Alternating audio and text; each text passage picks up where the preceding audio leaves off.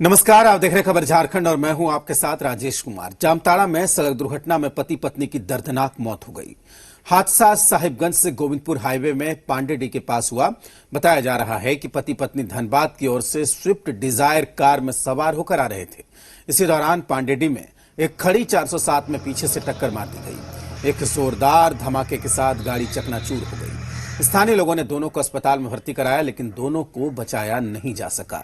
तो दर्दनाक हादसे की खबर है। जामताड़ा में हादसे में पति पत्नी की मौत हो गई है। पांडेडी के पास ये हादसा हुआ है।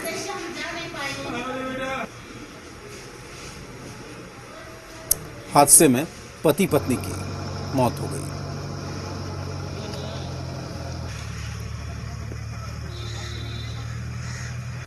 पांडेडी मोड़ के पास सूर्यवंशी होटल के पास एक स्विफ्ट डिजायर गाड़ी और से एक एक्सीडेंट हुई, जिसमें अरुण कुमार राय उम्र 58 वर्ष, पिता स्वर्गीय द्वारका प्रसाद राय, ग्राम कटहरा, चित्रा थाना और देवघर जिला के रहने वाले हैं।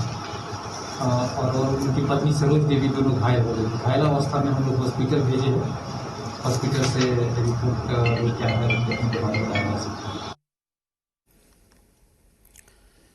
रांची के तमाड़ थाना इलाके में नक्सलियों ने कई जगह पर पोस्टरबाजी की। नक्सलियों द्वारा किए गए पोस्टरबाजी में बीते 29 जून को गोली मारकर देवानंद मुंडा की हत्या की जिम्मेदारी ली गई। इधर पोस्टरबाजी के बाद से ग्रामीणों में दहशत है। इस मामले पर ग्रामीण एसपी ने बताया कि देवनंदन मुंडा नक्सली थे और बाद में मुख्यधारा से जुड़े। उनकी हत्या 2 दिन पहले हुई। अब बिल्कुल क्लियर हो गया है कि नक्सलियों ने ही मुखबिरी के आरोप में हत्या की। हालांकि मुखबिरी जैसी कोई बात नहीं है। मुखबिरी का आरोप लगाया गया, लेकिन ऐसा कुछ नहीं है। यहाँ की तमाम जनता जो है सो मुखबिर है। तमाम जनता यहाँ की सहयोग कर रही है कि इस क्षेत्र में कैसे अमन अमान कायम रहे, शांति व्यवस्था बनी रहे, चाहे वो अपराध के मैटर में हो, चाहे उग्रवाद के मामला हो या महिलाओं की सुरक्षा से संबंधित मामला हो। ऐसा कोई नहीं कि स्पेसिफिक है, ऐसा कुछ नहीं है। रामगढ़ में आज प्रशासन का बुलडोजर चला। वकील, कामगार और व्यापारियों ने सरकारी जमीन पर अतिक्रमण कर लिया था, जिसे आज हटाया गया। प्रशासन की कार्रवाई रामगढ़ कोर्ट के सामने हुई। हालांकि प्रशासन की कार्रवाई अब विवादों में आ गई है, क्योंकि बार एसोसिएशन के पूर्व निर्मित भवन पर बुलडोजर नहीं चलाया गया। सिर्फ बार एसोसिएशन के पीछे लगे गुमटियों पर बुलडोजर चलाकर जिला प्रशासन लौट गया।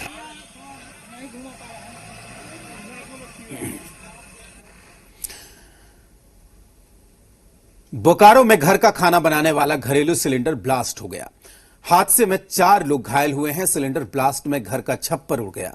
घटना सिटी थाना इलाके के सेक्टर 1 के खटाल की है, जहां पानी टंकी के पास रामजी यादव के घर घरेलू गैस सिलेंडर ब्लास्ट हो गया। घटना में एक महिला समेत 4 लोग झुलस गए, जिसमें से 3 बच्चों के इलाज के लिए चास के एक अस्पताल में भर्ती करवाया गया। दमकल की गाड़ी ने आग पर काबू पाया है।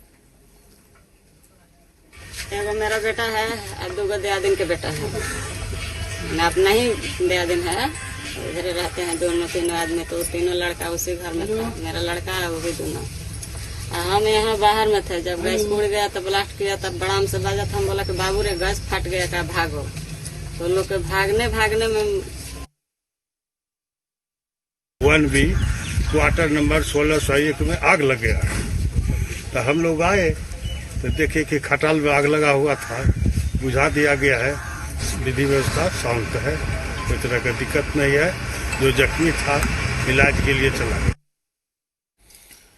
कल से होने जा रहे कोयला मजदूरों की हड़ताल पर मुख्यमंत्री हेमंत सोरेन ने प्रतिक्रिया दी। उन्होंने कहा कि कोयला निजीकरण के मामले को लेकर आग्रह किया है, इसकी आधिकारिक जानकारी नहीं आई है।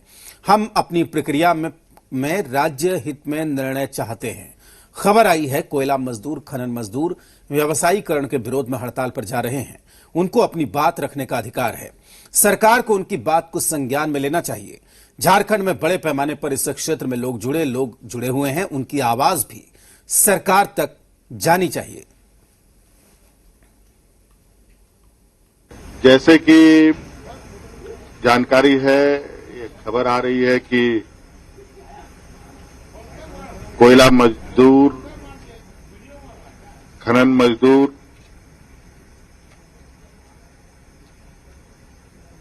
ये व्यवसायीकरण करने के विरुद्ध में हड़ताल पे जा रहे हैं। उनको भी इस लोकतंत्र में अपनी बात रखने का अधिकार है और उनकी बातों को भी सरकार को संज्ञान में लेना चाहिए। झारखंड में कॉमर्शियल माइनिंग और निजीकरण के विरोध में कल से कोयला मजदूर संगठन 3 दिवसीय हड़ताल पर रहेंगे। इस दौरान राज्य में कोयला खनन से लेकर ट्रांसपोर्टेशन तक बंद रहेगा। अनुमान है कि 3 दिनों के हड़ताल में कोयले का करीब 225 करोड़ रुपए का कारोबार प्रभावित होगा। झारखंड में सीसीएल, बीसीसीएल, ईसीएल के खानों से प्रतिदिन 75 करोड़ के कोयले का कारोबार होता है।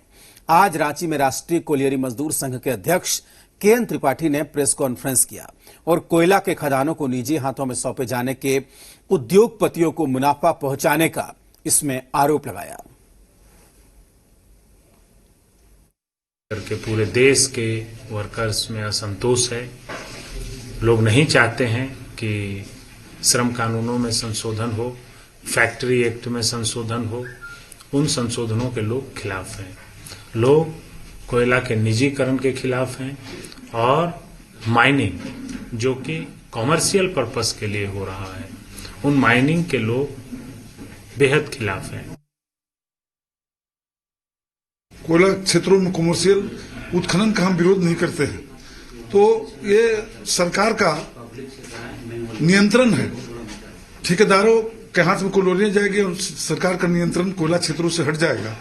जो कोयला क्षेत्र में CSR के तहत और बहुत तरह के विकास योजनाएं चलाई जाती है जो विस्थापित हुए हैं, वो ठेकेदार उनको नहीं करेगा।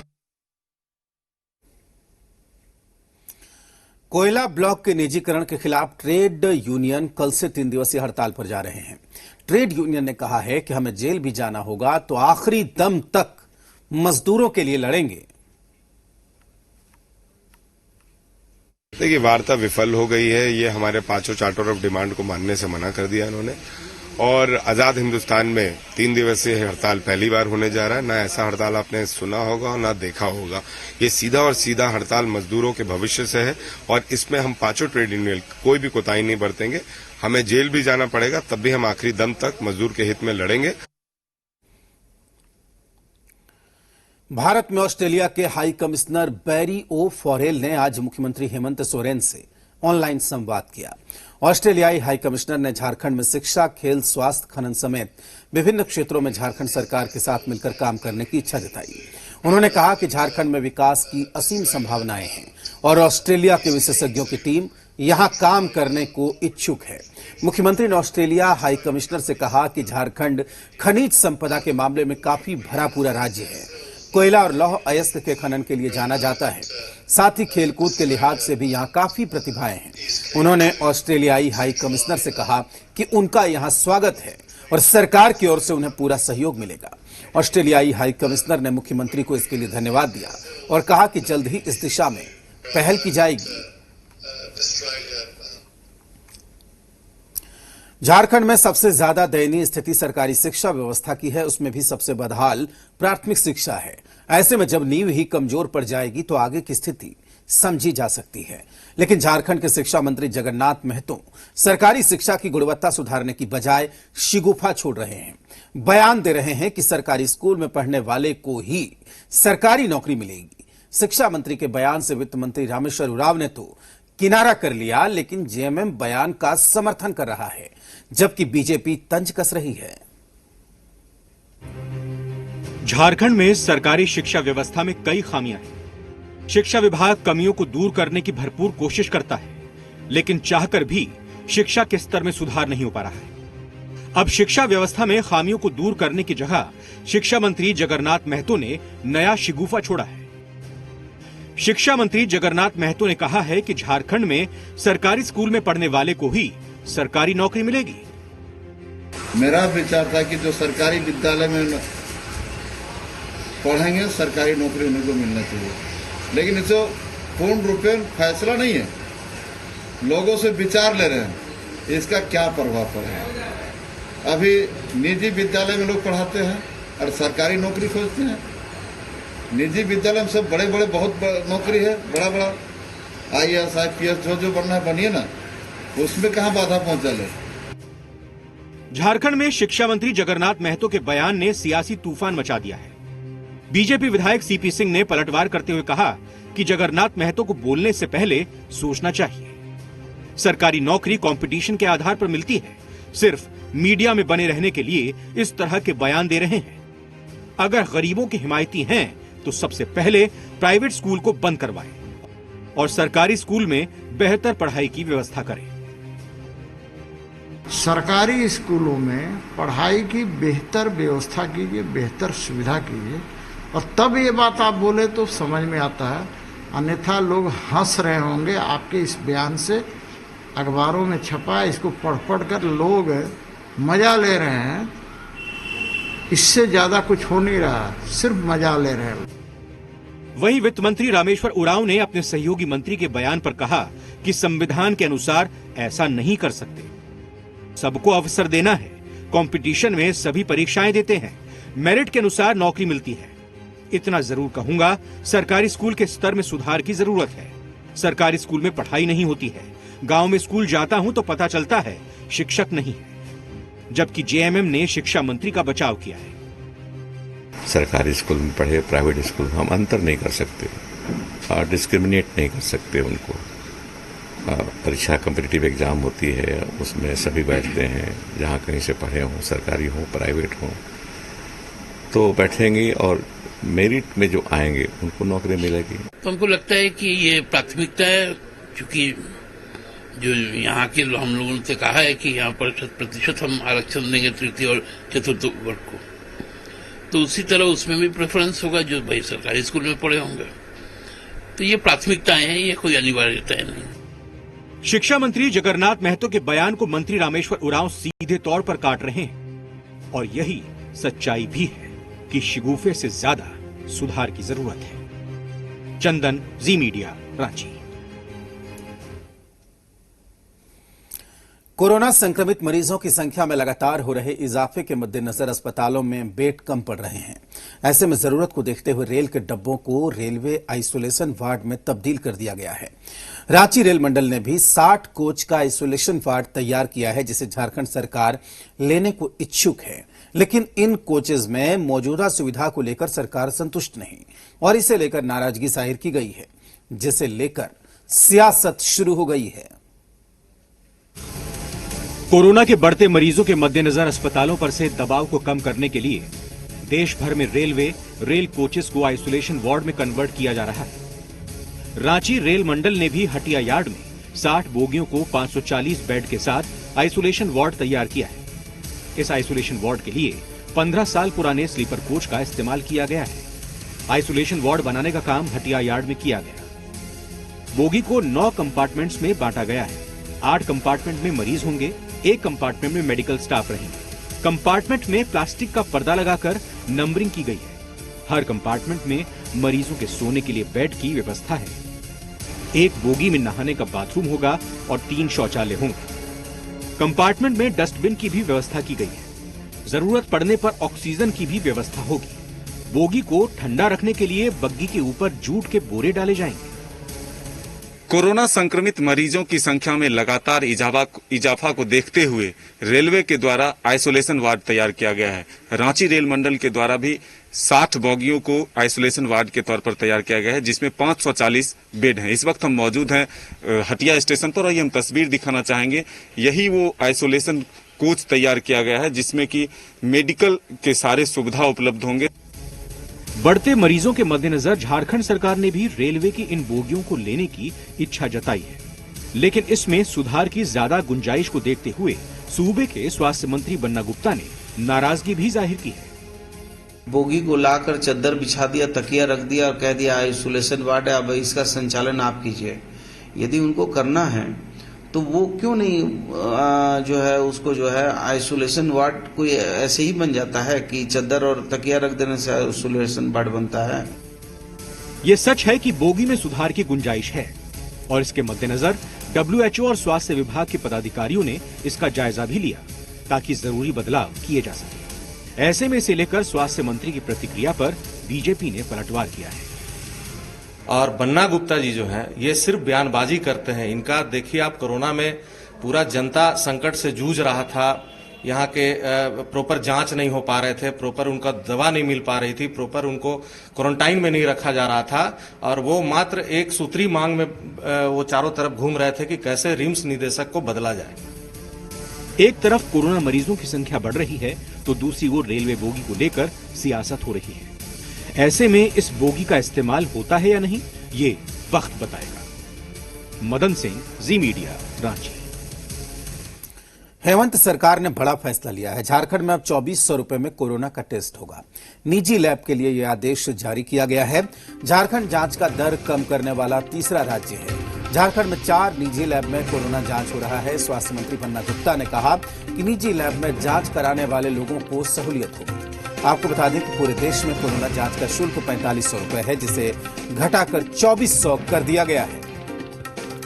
हम लोगों ने जो आप जानते हैं कि कोरोना काल में हमारी जितनी भी जांच एजेंसियां हैं वो बहुत तेज गति में काम कर रही हैं, लेकिन एडिशनल और जांच का दायरा बढ़ाने के क्रम में हम लोगों ने 4 निजी नर्सिंग जो लैब हैं उनको अधिकृत किया और उनका पूरे देश में रेट 4500 था, उसको हम लोगों ने घटा के 2400 कर दिया है, जिससे जो आमजन चाहते हैं कि हम निजी लैब से अपना ये करेंगे, जांच कराएंगे। झारखंड में कोरोना संक्रमित मरीजों की संख्या 2525 हो चुकी है, जबकि आज तक कुल 1931 मरीज इलाज के बाद ठीक हो चुके हैं। झारखंड में कोरोना के एक्टिव केस की संख्या 579 है। प्रदेश में अब तक 15 मरीजों की कोरोना से मौत हो चुकी है।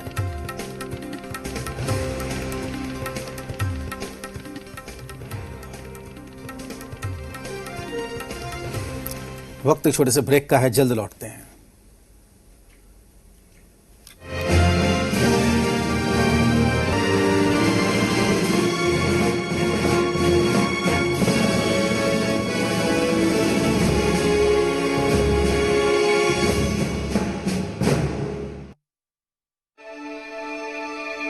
इस एक नाम ने हमारी दुनिया बदल दी। हमारे लिए महामारी से लड़े। हमारे आंसुओं से ये कमजोर नहीं, मजबूत बने। हमारी निराशा से नीचे नहीं, ऊपर उठे। हमारे दोस्त, हमारे भगवान, एक योद्धा की तरह वायरस से लड़े। Thank you doctor.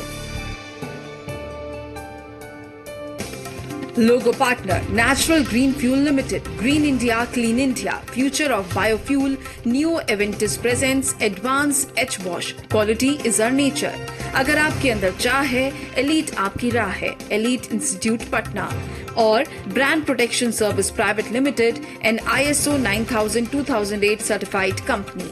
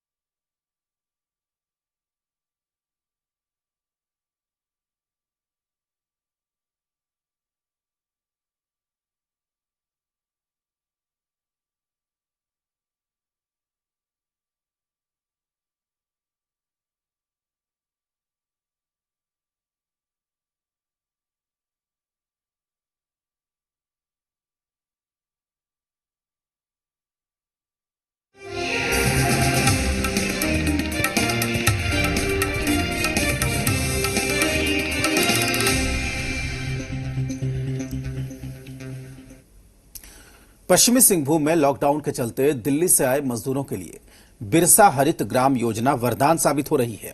मजदूरों को अब घर में ही रोजगार मिल रहा है।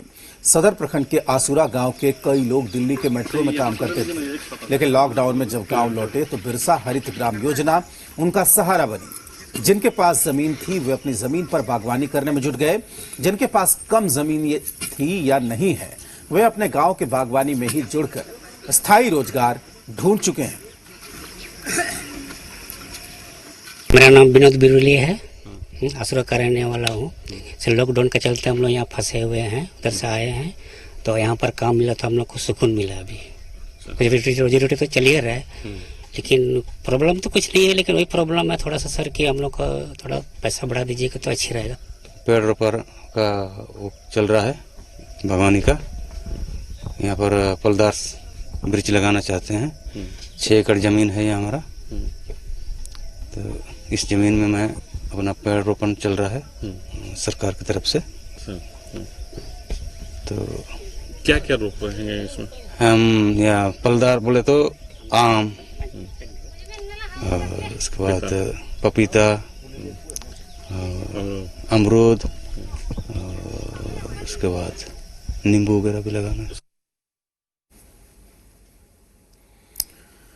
गलवान घाटी में चीन के साथ हुई झड़प में शहीद हुए साहिबगंज के कुंदन ओझा के परिजन से आज राजमहल के सांसद विजय हांसदा ने मुलाकात की और परिवार को ढांढस बंधाया।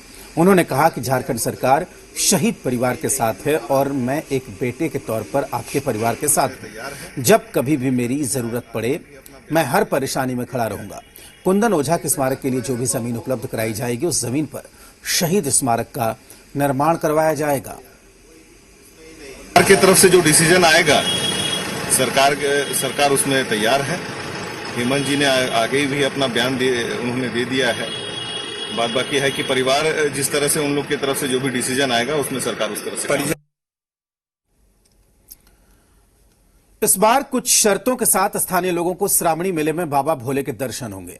जी हां, इस पर 3 जुलाई को हाईकोर्ट में फैसला होने वाला है। फिलहाल झारखंड सरकार 31 जुलाई तक सभी मंदिरों को बंद रखने का निर्देश जारी कर चुकी है। आज समाहरणालय सभागार में डीसी ने पुलिस प्रशासन के अधिकारियों के साथ बैठक की। इसमें कई बिंदुओं पर विचार विमर्श हुआ। खास तैयारी श्रावणी मेले और सुरक्षा को लेकर की जा रही है।